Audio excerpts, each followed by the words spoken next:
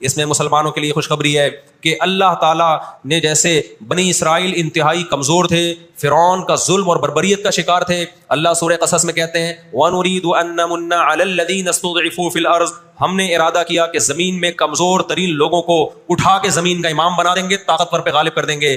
بہت دفعہ ایسا ہوا ہے کہ مِن فِئَةٍ قَلِيلَةٍ غَلَبَتْ فِئَةً كَثِيرَةً بِإِذْنِ اللَّهِ، اللہ کہتے ہیں دنیا کے نقشوں میں جو غالب ہوتا ہے، جس کی فتح اسباب کی دنیا میں یقینی ہوتی ہے، میں بہت تھوڑی سی جماعت کو طاقتور بنا کے دنیا کا امام بنا دیتا ہوں۔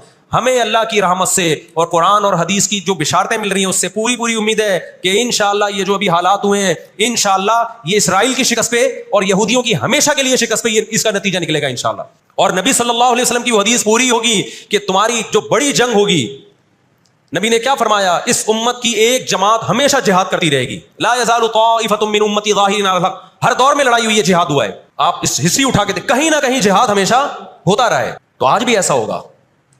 اور بالآخر یہ معاملات اگر بین الاقوامی دنیا نے کنٹرول نہیں کیے تو نبی صلی اللہ علیہ وسلم کی پیش گوئیاں انشاءاللہ بہت جلد پوری ہونے والی ہیں۔ اور یہ جو ان کو عزت ملی ہے نا، یہ اصل میں بہت بڑی ذلت کی تمہید ہے۔ جب کسی کی بہت بڑی بےزتی کرنی ہوتی ہے تو اس کو پہلے بہت زیادہ عزت دینی پڑتی ہے۔ اس وقت دنیا میں دو بڑی طاقتیں ہیں جو اس وقت تیسری ورلڈ وار کی طرف دنیا کو لے کے جا رہی ہیں۔ آپ کو پتہ ہے پہلی جنگ عظیم میں کتنے لوگ ہلاک ہوئے، دوسری جنگ عظیم میں کتنے لوگ ہلاک ہوئے، اور اب جب تیسری جنگ عظیم ہوگی تو ہلاکتوں کا جو ریشو ہوگا، میں سمجھتا ہوں آدم علیہ السلام کے زمانے سے لے کر اب تک دنیا میں جتنی ہلاکتیں ہوئی ہیں وہ ایک طرف ترازو کے ایک پلڑے میں رکھتے ہیں آپ، اور یہ تیسری جنگ عظیم جو اسرائیل کی وجہ سے ہونے جا رہی ہے اس میں جو ہلاکتیں ہوں گی وہ تمام ریکارڈ توڑ دیں گی، اور اس کا ذمہ دار برطانیہ، امریکہ اور اسرائیل ہوگا۔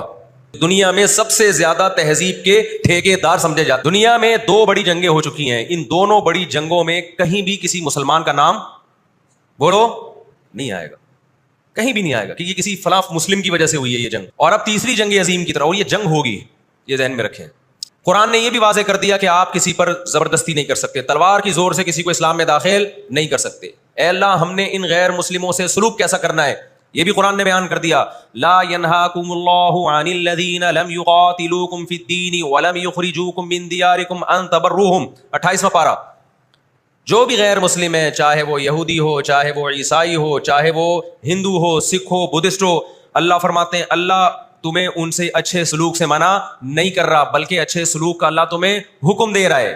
ہمارے نبی صلی اللہ علیہ وسلم جب کوئی یہودی بیمار ہوتا اس کی بھی عیادت کے لیے اسی طرح جایا کرتے تھے جیسے کسی مسلمان کی عیادت کے لیے جاتے۔ ہمارے نبی کی زوجہ ایک یہودی خاندان سے تھیں، وہ اپنے یہودی خاندان کو ہدیے دیا کرتی تھیں، ہمارے نبی صلی اللہ علیہ وسلم نے اس عمل سے انہیں منع نہیں کیا۔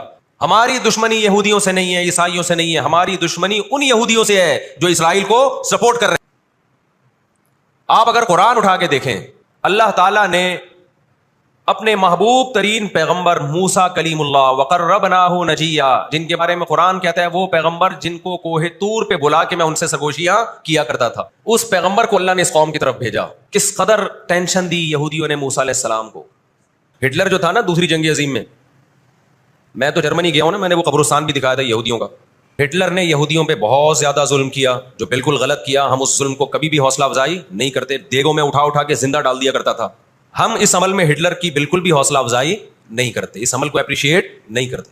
لیکن اس نے ایک تاریخی الفاظ کہے تھے، اسے پتا تھا دنیا مجھے برا کہے گی بعد میں کہ لاکھوں یہودی مار دیے میں نے۔ اس نے کہا میں چاہتا تھا سب کو قتل کر دیتا، ایک بھی زندہ نہ چھوڑتا، لیکن کچھ میں زندہ چھوڑ کے جا رہا ہوں تاکہ دنیا جب مجھے یاد کرے گی نا کہ یہودی ظالم تھا تو دنیا کو پتا چلے گا کہ میں نے ان کو قتل کیوں کیا، کچھ چھوڑ کے جا رہا ہوں۔ یہ چین سے نہیں بیٹھیں گے، دیکھنا کرتے کیا ہیں یہ۔ ہٹلر اگر آج زندہ ہوتا، دنیا کہتی کہ تو بندہ ٹھیک نہیں تھا لیکن بات ٹھیک کر کے گیا ہے۔ جیسے مشرف بندہ ٹھیک نہیں تھا لیکن بات، اس نے کہا نا دنیا کس کی زبان مانتی ہے؟ ڈنڈے کی، بات ٹھیک کر کے گیا ہے۔ اور میں آپ لوگوں کو بھی کہتا ہوں، آپ کا گھر بھی ایک چھوٹی سی ریاست ہے، گھر میں آپ کا روب ہوگا تو صحیح چلے گا روب، گھر روب نہیں ہے تو بھی دماغ سے نکال دو کہ میں محبت اور امن شانتی کے ساتھ گھر صحیح چلے گا۔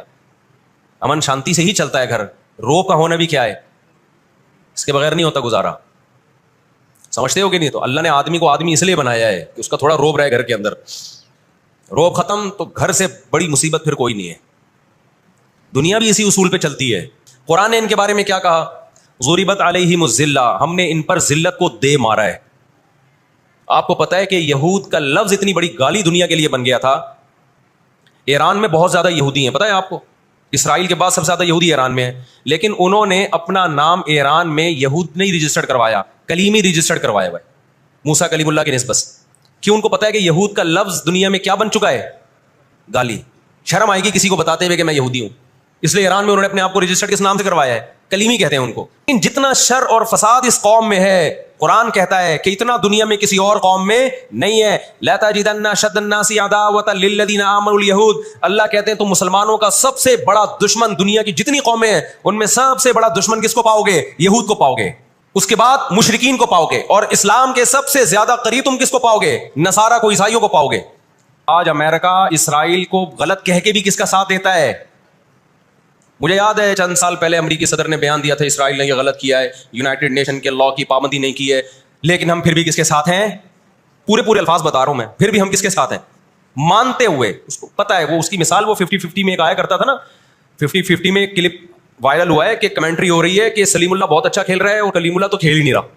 اب لوگ جو کمنٹری کرنے والا ہے اس سے کہہ رہے ہیں بھائی یا تو کھیل ہی نہیں رہا، وہ جو تماشائی تھے وہ چھوڑ کے جانے لگے تو غلط کمنٹری کر رہا ہے. اس نے کہا تم جہنم میں چلے جاؤ لیکن کھیل یہی صحیح رہا ہے، بھلے تم جاؤ. وہ انہوں نے کہا ہم گھر جا رہے ہیں، تم گھر نہیں، تم جہنم میں جاؤ، لیکن یہی سلیم اللہ بہترین کھیل رہا ہے. پھر دکھایا کہ پیچھے بندوق رکھی ہوئی ہے کسی نے.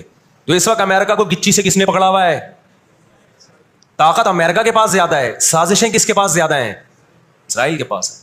معیشت پہ ایسا قبضہ کیا ہوا ہے، گچی سے پکڑا ہوا ہے کہ ہلنا نہیں ہلنا نہیں ہلنا نہیں. آج دنیا میں سب سے زیادہ دہشت گردی کا شکار مسلمان ہو رہا ہے. جہاں مسلمان کا خون بہے گا دنیا منہ پہ ٹیپ لگا لیتی ہے. جہاں کوئی ایک غیر مسلم، ہماری نظر میں مسلمان کا خون بہے یا غیر مسلم کا، ہم فرق نہیں کرتے، کسی پہ بھی ظلموں کا ہم آواز اٹھائیں گے. لیکن دنیا یہ فرق کرتی ہے، لیبل یہ لگاتی ہے کہ انسانیت پہلے مذہب بعد میں، لیکن ان کا ایٹیٹیوڈ بتاتا ہے کہ ان کی نظر میں مذہب پہلے ہے، انسانیت بعد میں ہے. دنیا میں سب سے سستا خون مسلمان کا ہو گیا ہے.